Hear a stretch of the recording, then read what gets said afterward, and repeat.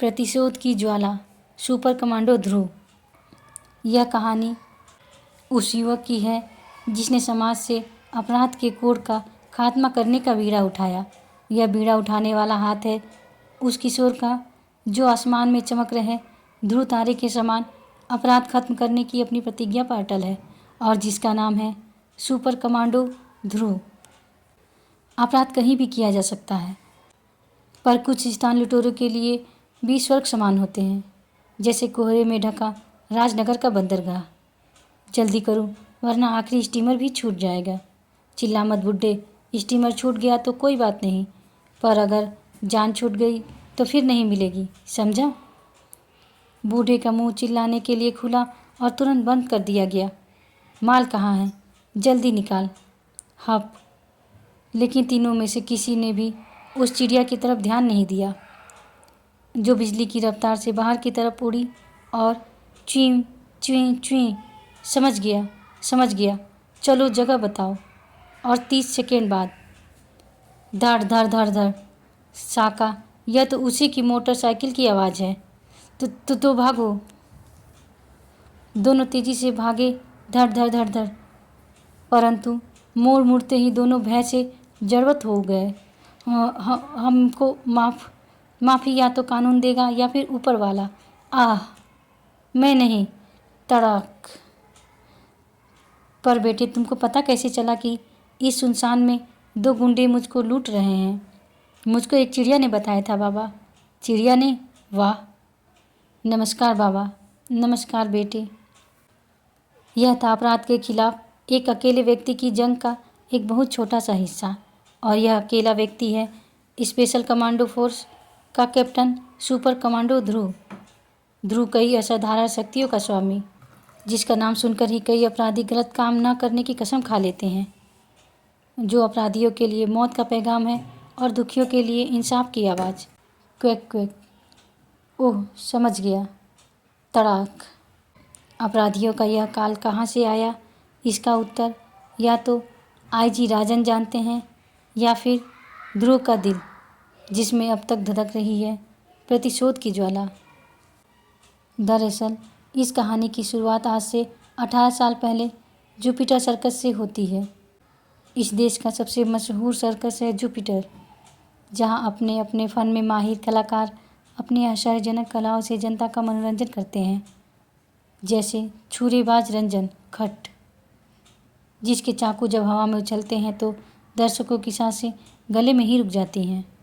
Ring master शेर खान, जिसके चाबुक की एक फटकार पर खूंखार शेर कुछ भी कर गुजरने को तैयार हो जाते हैं। निशानेबाज सुलेमान, जो आँख पर पट्टी बांधकर भी उड़ती चिड़िया की आँख को निशाना बना सकता है। मोटरसाइकिल सवार पवन, धड़ धड़ धड़ धड़, जिसका कारनामा देखते देखते कई दर्शक दांत से अपनी उंगलियां काट खाते हैं। स्ट्रॉन्ग मैन हरकुलस, जिसका जैसा नाम है वैसा ही काम। इन सब बेजोड़ कलाकारों के कारण जुपिटर सर्कस का हर शो हाउसफुल रहता है। परंतु इन सब के बावजूद सर्कस का मुख्य आकर्षण है राधा और श्याम के झूले पर करतब, जो जब ज़मीन से 7 फुट ऊपर हवा में दिखाए जाते हैं तो नीचे जाल नहीं लगता। ऐसे में जरा सी भी चूक का अर्थ है एक निश्चित और दर्दनाक मौत। परंतु ऐसे खतरनाक करतबों को दिखाते समय ये कलाकार क्या सोचते रहते हैं, आइए सुने। राधा, मैं बहुत दिनों से तुमसे एक बात कहना चाहता हूँ। तो सोच क्या रहे हो? शो खत्म होने से पहले ही कह डालो। राधा, मैं तुमसे प्यार करता हूँ और क्या, आज कह ही डालो। और तुमसे शादी करना चाहता हूँ। धम। तुम तैयार हो? पर इससे पहले कि श्याम राधा का जवाब सुन पाता, तर तर तर तर तर पंजाब तालियों के शोर से गूंज उठा। तुमने क्या कहा? मैं सुन नहीं पाया। मैंने कहा हाँ, सच। हाँ बुद्धू, तुम इतने डरपोक हो यह मुझको पहले नहीं पता था। दरअसल राधा, यह बात कहना झूले पर करतब दिखाने से भी ज़्यादा मुश्किल है। ऐसा क्या? तो इस तरह उस संबंध की शुरुआत हुई जो जल्द ही पति पत्नी के संबंधों में बदल गई, और इसी पवित्र संबंध ने शीघ्र ही एक हष्ट-पुष्ट बच्चे को जन्म दिया। देखो श्याम, हमारे बेटे की आंखें कैसी चमक रही हैं। हाँ राधा, इसका नाम भी हम चमकते सितारे पर ही रखेंगे। उत्तर का सबसे चमकीला सितारा ध्रुव। एक बच्चे के आने से पूरे जुपिटर का माहौल ही बदल गया। नन्हा ध्रुव सिर्फ सर्कस के कलाकारों का ही नहीं, जानवरों का भी आंखों का तारा था। मासूम जानवर अपने खाने का हिस्सा बचाकर ध्रुव के लिए ले जाते। ओह नहीं, सबीना और सर्कस का मालिक जैकब तो जान छिड़कता था ध्रुव पर। आजा आजा बेटा। जानवरों की भी भाषा होती है, इस बात का एहसास नन्हे ध्रुव को बहुत तेजी से हो रहा था। क्या कहा? जोर से बोलो। गर गर गर गर। खेलने चलो? अच्छा ठीक है, लेकिन शाम को खेलेंगे, अभी माँ मारेगी। 5 साल का होते होते ध्रुव कई कलाओं में माहिर होने लगा था। घबराओ मत, वह गिरेगा नहीं। रस्सी पर चलना उसके लिए खेल है। छोरेबाज रंजन को सबसे ज़्यादा भरोसा था ध्रुव पर। खटाक, वाह वाह, सिर्फ आधा इंच की दूरी पर। सुलेमान को भी दांतों तले उंगली दबानी पड़ी। धाएं, या तो मेरा भी बाप निकलेगा। जो शेर बाघ शेर खान तक की बात नहीं मानते थे, वे ध्रुव के इशारे पर अपनी जान दांव पर लगा देते थे। परंतु रस्सी के झूले पर करतब सीखना सबसे ज़्यादा कठिन काम होता है। इसके लिए ध्रुव को तब तक इंतज़ार करना पड़ा जब तक वह 13 वर्ष का नहीं हो गया। शाबाश बेटे, पैरों को जितना अधिक मोड़ सकोगे, कलाबाजी खाना उतना ही आसान होगा। मोटरसाइकिल सीखने का भी यही समझ था। बहुत अच्छा, उछलते वक्त बदन को और आगे झुकाया करो। अपने बदन और पैरों को खास तरीके से मोड़ो तो हवा में ही मोटरसाइकिल को मोड़ सकते हो। हाँ, ऐसे। अब सिर्फ हरकुलस से ध्रुव को सीखना बाकी था। ताकत बढ़ाने के लिए कुछ खास व्यायाम जरूरी है, लेकिन अधिकतर करतबों के पीछे कुछ खास गुर होते हैं, जैसे सिर से ईंट तोड़ना। ऐसे इसमें सिर्फ एक खास बात है। और धीरे धीरे ध्रुव ने इस क्षेत्र में भी महारत हासिल कर ली, और इसके साथ ही ध्रुव के सीखने का समय खत्म हो गया। अब समय था ध्रुव के आश्चर्यजनक करतबों को जनता के सामने पेश करने का। धाएं, फड़फड़, खटक। और ध्रुव ने अपने गुरुओं को निराश नहीं किया। जनता ध्रुव के करिश्मे को देखकर झूम उठी। ध्रुव का हर कारनामा मौत को चुनौती देता हुआ सा था। ध्रुव के करतबों ने जुपिटर सर्कस को एक बार फिर ख्याति के शिखर पर ला खड़ा किया। जुपिटर सर्कस का मालिक ध्रुव को पाकर अपने आप को दुनिया का सबसे भाग्यशाली व्यक्ति समझ रहा था। लेकिन जैकब की निश्चिंतता के साथ दूसरे सर्कसों के मालिकों की मुसीबतें बढ़ती जा रही थी।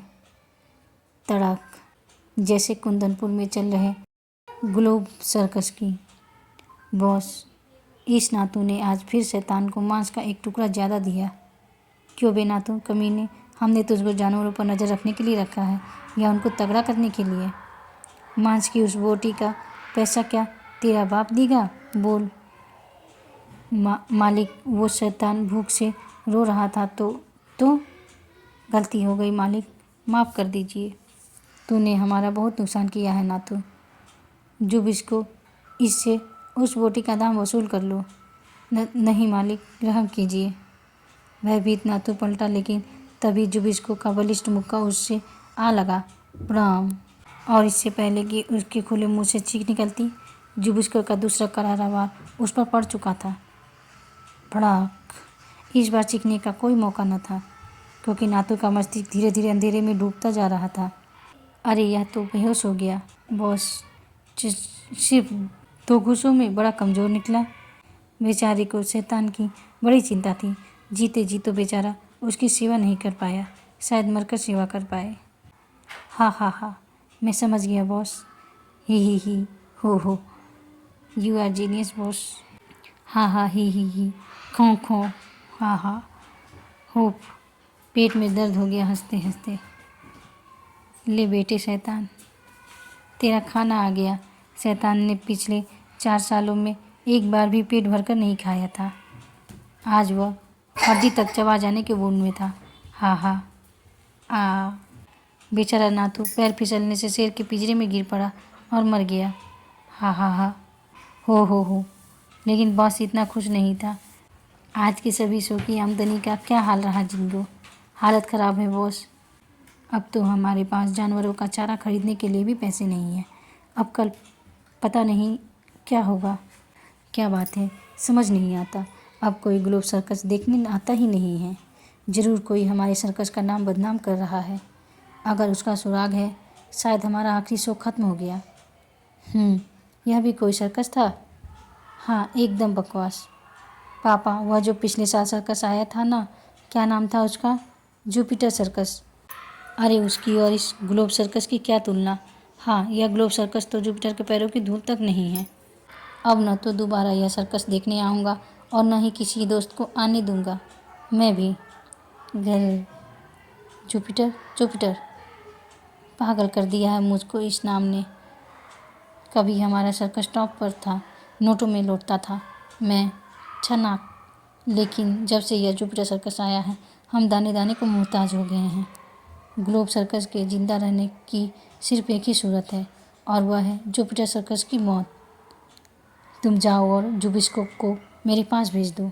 उस रात ग्लोब सर्कस के मालिक और जुबिस्को के बीच में जो गुप्त बातचीत हुई, उससे एक ऐसा खूनी दौर शुरू हो गया जिसमें ग्लोब और जुपिटर दोनों सर्कस बर्बाद हो गए। कुछ दिन बाद राजनगर से थोड़ी दूर एक बड़े से मैदान में लगे जुपिटर सर्कस का तंबू रात के आखिरी शो के बाद खाली हो गया था, और जल्द ही सारे सर्कस की बत्तियां धीरे धीरे बुझने लगी। जुबिस्को को इसी का इंतजार था। वह तेजी से एक अंधेरे कोने की तरफ बढ़ा। अब मैं पेट्रोल छिड़कना शुरू करता हूँ। समय बहुत कम है। और मिनटों में जुबिस्को ने पूरे सर्कस के पेट्रोल के घेरे में कैद कर दिया।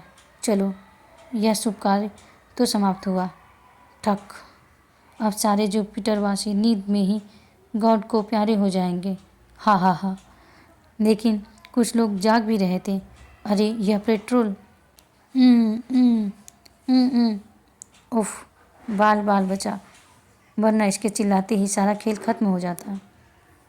अब सावधानी से काम करना पड़ेगा। जुबिस्को ने दूसरा कनस्तर उठाया और धीरे से तंबू के अंदर झाँका। मैदान साफ है, अंदर कोई भी नहीं है। यही मौका है। जुबिस्को को सर्कस के तंबू में घुसते किसी ने भी नहीं देखा। उसके बलिष्ठ हाथों में पेट्रोल से भरा दूसरा कनस्तर खिलौने की तरह झूल रहा था। वह चुपचाप सर्कस के रिंग में पहुंचा। यहीं से शुरू करना सबसे अच्छा रहेगा। परंतु जुबिस्को की किस्मत उसके साथ नहीं थी। श्याम अपने झूले की नई रस्सियाँ बांध रहा था। कौन हो तुम? रुक जाओ। जुबिस्को समझ गया कि अब ज़्यादा वक्त नहीं है। धड़ाक। उसने एक झटके में कनस्तर रिंग के फर्श पर पलट दिया। महक श्याम के नथुनों तक पहुंची और वह लपका। पेट्रोल। इश। लेकिन तब तक देर हो चुकी थी। आग आग, भागो। जुबिस्को बाहर की तरफ भागा। कनस्तर ले चलो, बॉस ने कहा था कि कोई सबूत मत छोड़ना। परंतु अगले ही पल श्याम की लात उसकी पीठ पर घोड़े की दुलत्ती की तरह पड़ी। धम। आह। अंदर ध्रुव अपने कपड़े बदलने ही जा रहा था कि आग। वह तेजी से बाहर भागा और उसकी नज़र सबसे पहले जुबिस्को और अपने पिता श्याम पर पड़ी। नहीं, ताकत में जुबिस्को श्याम से दुगुना था। उसका हाथ घूमा। श्याम की कनपटी पर एक करारी चोट पड़ी और वह होश खो बैठा। आह। तड़। जुबिस्को ने श्याम को हवा में उठा लिया और इससे पहले कि ध्रुव आग की लपटों को पार करके उन तक पहुंच पाता, बेहोश श्याम को जुबिस्को ने जलती आग में झोंक दिया। श्याम पल भर में राख हो गया। नहीं। चीख सुनकर वह ध्रुव की तरफ पलटा। आग की रोशनी में चमकता हुआ जुबिस्को का चेहरा संसार का क्रूरतम चेहरा लग रहा था। परंतु अब पकड़े जाने की संभावनाएं बढ़ती जा रही थी। जुबिस्को बाहर की तरफ भागा और ध्रुव उसके पीछे लपका। उसकी सोचने समझने की ताकत गुम हो चुकी थी। अब उसके दिमाग में सिर्फ एक ही शब्द बार बार गूंज रहा था, बदला। दोनों के बीच में अब भी काफ़ी दूरी थी। कनस्तर क्यों लाद लाए, फेंको इसे। जुबिस्को ने बाहर इंतजार कर रही कार का दरवाज़ा खोला और कार एक झटके के साथ दौड़ पड़ी। ध्रुव भी बिना कोई वक्त खोए अपनी मोटरसाइकिल की तरफ लपका और उसकी स्पेशल मोटरसाइकिल आग की दीवार के ऊपर से कूदती हुई जुबिस्को के कार के पीछे लग गई। धड़ धड़ धड़ धड़। अंदर जुपिटर सर्कस में मौत का तांडव मचा था। आग की खूंखार लपटें हर किसी को अपने लपेटे में लेने के लिए लपक रही थी। मौत की दहशत से भाग रहे गेंडों और हाथियों की पैरों तले कई नामी कलाकार कुचले जा रहे थे। लेकिन इन सब से अनजान ध्रुव की मोटरसाइकिल मानो हवा में उड़ती जा रही थी। ध्रुव अब भी हमारे पीछे लगा है बॉन्ड। चिंता मत करो जुबिस्को, यह काम तुम मुझ पर छोड़ दो। मेरा निशाना स्टार सर्कस तक में कभी नहीं चुका। नमूना हाजिर है। एक पिस्तौलधारी हाथ कार से बाहर निकला। ध्रुव पल भर में समझ गया कि निशाना उसका सिर है। धाएं! एक धमाका हुआ। साथ ही साथ ध्रुव की मोटरसाइकिल हवा में उछली। गोली और ध्रुव के सिर के बीच में मोटरसाइकिल का अगला पहिया आ गया। अब मोटरसाइकिल एक झटके से पलट गई। जमीन पर असहाय पड़ा ध्रुव अंधेरे में गुम होती कार की लालटेन लाइटों को देखता रह गया। तभी उसको जलते जुपिटर सर्कस का ध्यान आया। वह उठा और पलटकर सर्कस की तरफ भागने लगा। लेकिन ध्रुव के वहां पहुंचने से पहले ही सब कुछ खत्म हो चुका था। आग की प्रचंड लपटों में सब कुछ जलकर राख कर दिया था। नहीं, ये नहीं हो सकता। और साथ ही राख हो गए थे जुपिटर सर्कस के सभी कलाकारों के साथ ध्रुव के माता पिता राधा और श्याम। ध्रुव अब इस दुनिया में अकेला था। सुबह बिल्कुल अकेला। उसने धीरे धीरे अपना चेहरा उठाया। आंसुओं से भीगे उसके चेहरे पर दो आंखें अंगारों की तरह चमक रही थी। मैं इस राख को उठाकर कसम खाता हूँ कि मैं उन खूंखार दरिंदों को नहीं छोड़ूंगा, कभी नहीं। यह ध्रुव की प्रतिज्ञा है और ध्रुव अपनी बात पर अटल रहता है। अचानक आकाश पर दूर दूर तक घने बादल छा गए। बिजलियाँ कड़कने लगी और हवा तेजी से बहने लगी। शायद भगवान स्वयं ध्रुव की इस प्रतिज्ञा से दहल उठे थे और जोरों से बारिश शुरू हो गई। घटनास्थल शहर से दूर होने के कारण फायर ब्रिगेड की गाड़ियाँ अब तक नहीं आ पाई थी, लेकिन अब उनकी आवश्यकता भी नहीं थी। बारिश की तेज बौछार ने जुपिटर सर्कस की आग को पूरी तरह बुझा दिया था, परंतु ध्रुव के दिल में लगी आग अब तक धधक रही थी। वह मुड़ा और तेजी से एक तरफ चल पड़ा। दूसरी तरफ ग्लोब सर्कस के लिए यह खुशी मनाने का दिन था। शाबाश शाबाश जुबिस्को, मुझको तुमसे यही उम्मीद थी। पर तुमको किसी ने देखा तो नहीं? क्यों? वो बस वह ध्रुव ने हमको देखा था। व्हाट? ध्रुव ने? यानी वह जिंदा है? ओफ, तब तो वह तुमको पहचान गया होगा और यहाँ पर आता ही होगा। आप चिंता मत कीजिए बॉस, जुबिस्को के रहते आप शट अप गधे। उसका नाम ध्रुव है। ध्रुव, वह तुम जैसे 2-3 को एक साथ संभाल सकता है। Guard guard. Yes boss. देखो सर्कस के चारों तरफ कड़ा पहरा लगा दो। खूंखार शेर चीते लिए आदमी तैनात कर लो और कोई भी अजनबी अगर अंदर घुसने की कोशिश करे तो उसको बेझिझक गोली मार दी जाए। Okay boss. बॉस का ख्याल एकदम सही था। ध्रुव जुबिस्को को पहचान गया था। यह रही सामने मेरी मंजिल, हथियारों का अड्डा, ग्लोब सर्कस। एकदम से काफ़ी चहल पहल हो गई। अभी अभी हुई जोरदार बारिश से भी इनका उत्साह कम नहीं हुआ। जरूर यह मेरे स्वागत का इंतजाम हो रहा है, लेकिन चिंता की कोई बात नहीं। जहाँ चाह वहाँ रहा और इस वक्त अंदर तक पहुँचने की राह है। यह हाई टेंशन केबल पर चलना ध्रुव के लिए रस्सी पर चलने जैसा ही था।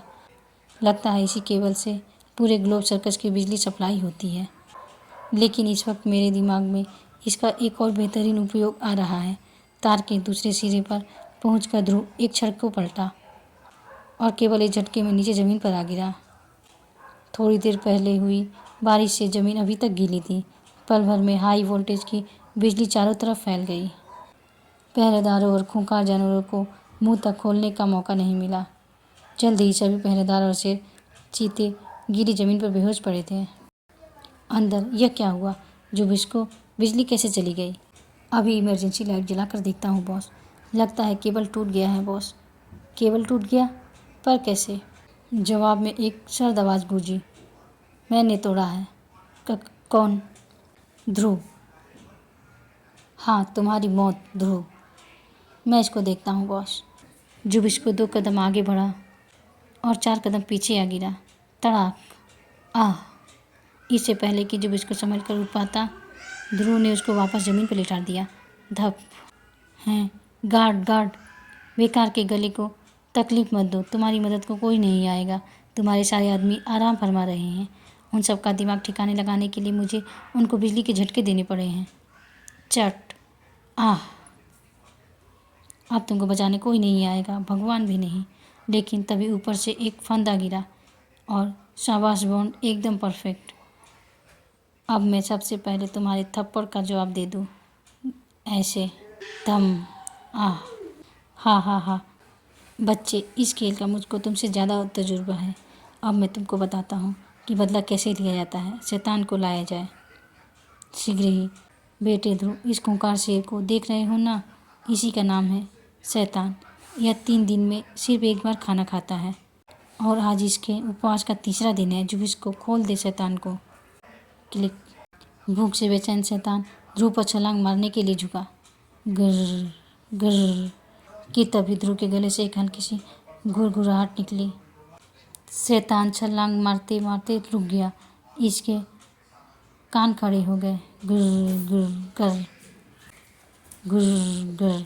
वह कुछ सुन रहा था और एकाएक एक खून जमा देने वाली दहाड़ के साथ उसने ध्रुव पर छलांग लगा दी। अगले ही पल उसके दोनों अगले पंजे ध्रुव के कंधों पर थे और तेज दांत रस्सी पर। शैतान ने एक झटका दिया और रस्सी के कई टुकड़े हो गए। यह क्या? जानवर कितना भी खूंखार हो लेकिन ध्रुव की प्यार की बोली समझता है। ध्रुव ने रस्सी को कसकर खींचा और बाण जमीन पर आ गिरा। धम। लेकिन इसी बीच ध्रुव का ध्यान एक क्षण के लिए जुबुस्को पर से हट गया। अब तुम्हारी बारी। और जुबुस्को ने इसका पूरा फायदा उठाया। ध्रुव की गर्दन एक फौलादी शिकंजे में फंस गई और उसकी गर्दन की हड्डियां कड़कने लगी। एक झटका लगा और ध्रुव के गले से चीख निकल गई। आ! ध्रुव की यह चीख शैतान का गुस्सा जगाने को काफ़ी थी, क्योंकि वह समझ गया था कि ध्रुव उसका दोस्त है और जुबुस्को उसका दुश्मन। वह जुबुस्को पर टूट पड़ा। जुबुस्को की दर्दनाक चीखें रात के सन्नाटे में गूंजने लगी। आह आह आह! ध्रुव आवाज़ की ओर पलटा। तो दूर रहो मुझसे। पास मत आना। मुझे कोई नहीं पकड़ सकता, कोई नहीं। भयभीत बाज बाहर की तरफ भागा। ओह! बाहर ज़मीन में अब तक करंट दौड़ रहा होगा। रुक जाओ। लेकिन देर हो चुकी थी। बॉस का पाँव गीली ज़मीन में पड़ चुका था। ध्रुव ने सावधानी से टूटा केबल उठाकर सुरक्षित ऊंचाई पर टांग दिया। उसका प्रतिशोध पूरा हो चुका था। तीनों अपराधी अपने आप मौत के आगोश में समा गए थे। रात बीत चुकी थी। ध्रुव धीरे धीरे उगते सूरज की तरफ बढ़ चला। अगले दिन। मैं तुम्हारी अक्ल की दाद देता हूँ। हमने तुम्हारी कहानी को जांच के बाद सही पाया है ध्रुव। जुपिटर सर्कस के बाहर पड़े दोनों कनस्तरों पर जुबुस्को के ही उंगलियों के निशान थे। कमाल का सबूत लाए हो तुम। वाह, धन्यवाद एसपी अंकल। एक बात और, जुपिटर सर्कस के मालिक मिस्टर जैकब ने सर्कस का दुर्घटना बीमा तुम्हारे नाम से कराया था। यानी आज से तुम 50 लाख रुपए के मालिक हो। पर एक बात तो बताओ, इतने पैसों से आखिरकार तुम करोगे क्या? इस दुनिया से अपराध का खात्मा। मैंने जुपिटर सर्कस की जलती चिता पर कसम खाई है कि मैं इस संसार से अपराध का नाम मिटा दूंगा। वाह बेटे वाह, मुझे पूरा यकीन है कि इस काम में भगवान तुम्हारी पूरी मदद करेंगे। मैं और पुलिस डिपार्टमेंट भी। धन्यवाद अंकल। सवाल धन्यवाद का नहीं है। सवाल यह है कि यहाँ से अब तुम जाओगे कहाँ? यह तो मैंने सोचा ही नहीं, पर मैंने सोच लिया है। एक ऐसे सज्जन को जानता हूँ जिनकी सिर्फ एक बेटी है, श्वेता। उनको ठीक तुम्हारे जैसे बहादुर बेटे की इच्छा थी। मैंने उनको फ़ोन कर दिया है। उनके परिवार वाले तुम्हारा ही इंतज़ार कर रहे होंगे। यह रहा उनका घर। पर अंकल, पता नहीं मैं उनको पसंद आऊँ या नहीं। और आपने उनका नाम तो मुझे बताया ही नहीं। नॉनसेंस। तुमको नापसंद करने की कोई वजह भी तो हो। और हाँ, उनका नाम है राजन मेहरा और वे इस शहर के सीनियर एसपी हैं। यानी अंकल आप? हाँ बेटे, तुम्हारे इस नए घर में तुम्हारा स्वागत है। वेलकम ध्रुव भैया। ध्रुव कुछ नहीं बोल सका क्योंकि खुशी के मारे उसका गला रुधा था। तो प्यारे दोस्तों, यह थी मेरी उस ज़िंदगी की शुरुआत जो मेरी पिछली ज़िंदगी से मिलती जुलती होने के बावजूद उससे काफ़ी कुछ अलग थी। लेकिन असली शुरुआत तो अभी होनी बाकी थी, जब मुझे अपने पहले ही केस में एक ऐसे रोमन सैनिक का सामना करना पड़ा जिसमें बला की ताकत थी और जिसका उद्देश्य था हत्याएं। तो पल भर को मुझे लगा कि शायद मेरा पहला केस ही मेरा आखिरी केस साबित होगा। अगर यकीन नहीं हो रहा तो खुद ही पढ़कर देख लीजिएगा मेरी आगामी कॉमिक्स रोमन हत्यारा। इसमें मैं आपको यह भी बताऊंगा कि मैंने किस प्रकार स्पेशल कमांडो फोर्स का गठन किया और अपराधियों की नींद हराम कर दी। अब हमारा यह अंक होता है समाप्त।